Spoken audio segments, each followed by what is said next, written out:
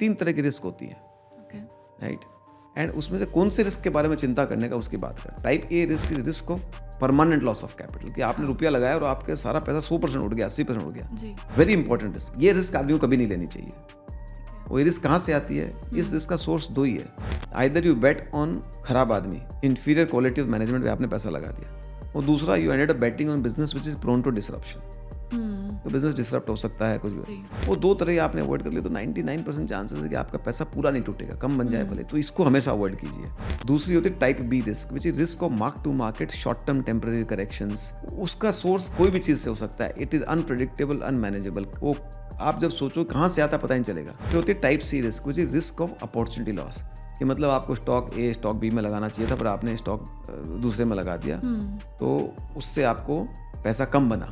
अब ये notional loss है कि मनी को, but it's a real loss, because अगर जो पैसा सही जगह नहीं लगाया तो आपका रिटर्न नहीं बनेगा। It's very important loss, right? इसका सोर्स 2 ही होता है, लैक ऑफ नॉलेज, अगर मेरे को पता ही नहीं तो मैं कैसे लगाऊंगा, दूसरा human biases. Investment in the securities market is subject to market risks. Read all the related documents carefully before investing.